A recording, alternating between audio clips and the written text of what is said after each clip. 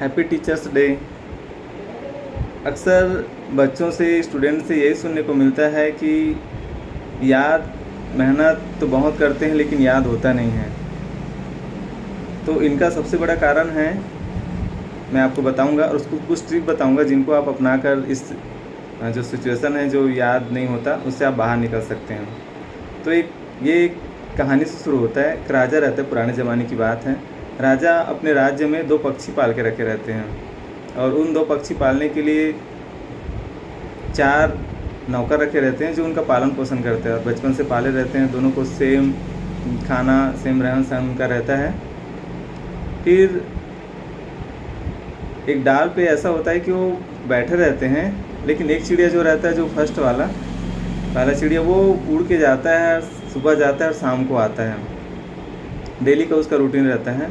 एक चिड़िया रहता है, वो जाता है और 15 मिनट 20 मिनट बाद वो फिर आके उसी डाल में बैठ जाता है। मतलब ऐसा है कि एक जाता है 4-5 घंटा और अपना पूरा दिनचर्या निभा के आता है। एक पक्षी ऐसा रहता है कि 15 मिनट में आके फिर उसी डाल में बैठ जाता है। राजा देखता है कि ऐसे कैसे हो रहा है। जो उनके नौकर रहते हैं, जिनको पालन पोषण के लिए लगाया रहता है, उन लोग से करते हैं। उन लोग भी बोलते हैं कि महाराज, हम लोग को भी समझ में नहीं आ रहा ऐसा क्यों हो रहा है, जबकि दोनों का पालन पोषण, खान पीन, रहन सहन सब एक है। लेकिन एक चिड़िया जो है वो पूरा दिन भर अपना काम करके आती है और दूसरा 15 मिनट में आके उसी डाल में बैठ जाती है। तो राजा ने फिर इसका उपाय निकाला कि वो अपने राज्य में बुनियादी करवा दिया, कि घोषणा कर दिए कि जो इस समस्या को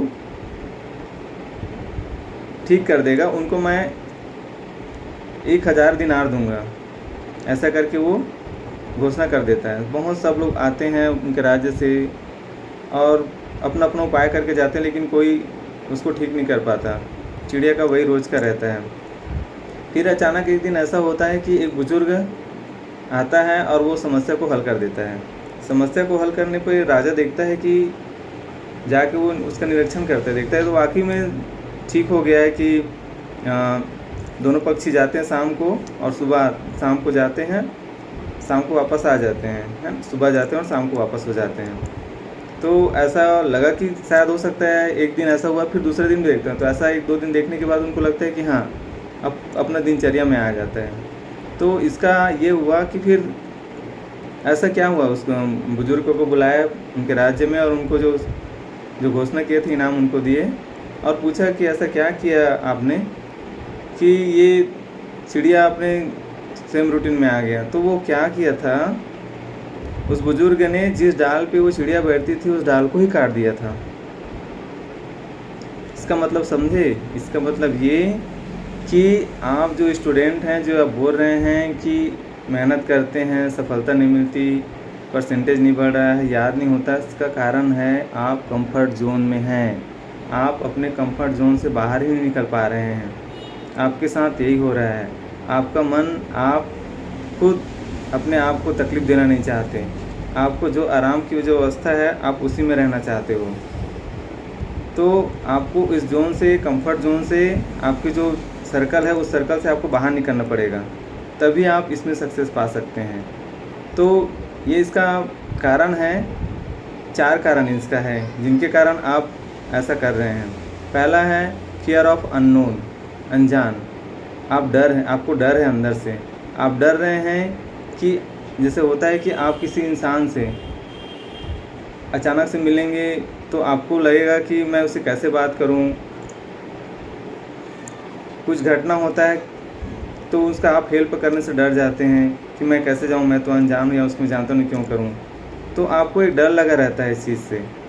इसी प्रकार आप अपने कंफर्ट जोन से बाहर नहीं कर रहे हैं। आपको लगता है कि अगर मैं इस रूटीन से बाहर निकलूं तो फिर मेरा को जो भी याद और मेहनत करूं वो भी बाहर हो जाएगा।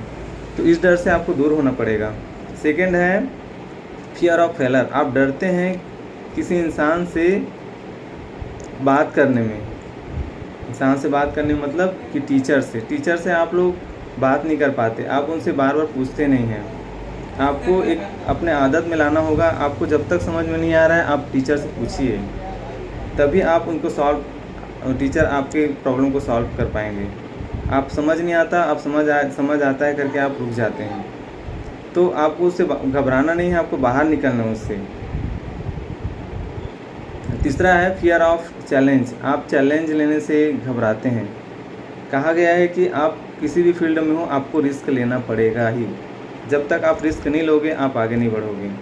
तो आपको रिस्क लेना है कि आप जैसे मान लो शाम को याद करते हैं, रात को याद करते हैं, तो आपको बंद करना पड़ेगा। आपको सुबह उठना पड़ेगा, तभी आपसे याद होगा। आप 3:45 का अलार्म लगाइए, 4 बजे से फ्रेश होकर आप बैठ जाइए। कोई भी सब्जेक्ट आप ले रहे हैं जो हार्ड है सबसे पहले आप उसका रीडिंग कीजिए, और अपने पास कॉपी, पेन, पेंसिल, प्रैक्टिस के लिए बॉटल, पानी, ये सब रखिए।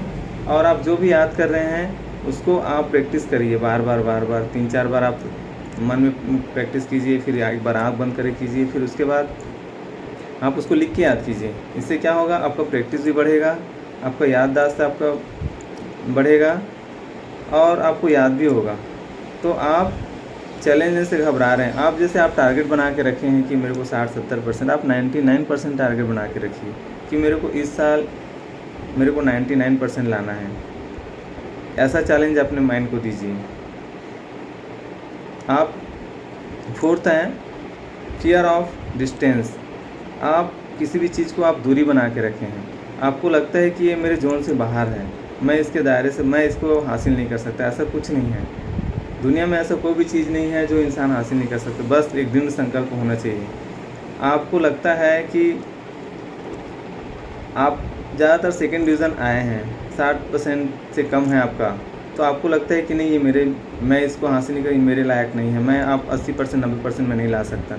ऐसा कुछ नहीं है। आप एक बार अपने आप को चैलेंज दीजिए, आप उससे नज़दीक जाइए कि हाँ मेरे को 80% लाना है उसका, आप तो आप उससे आप कनेक्ट कर पाएंगे।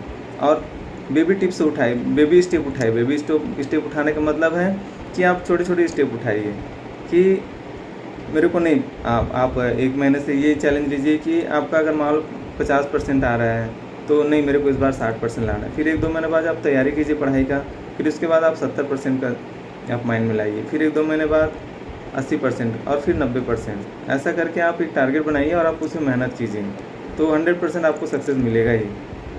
All the best, wish you all the best, take care.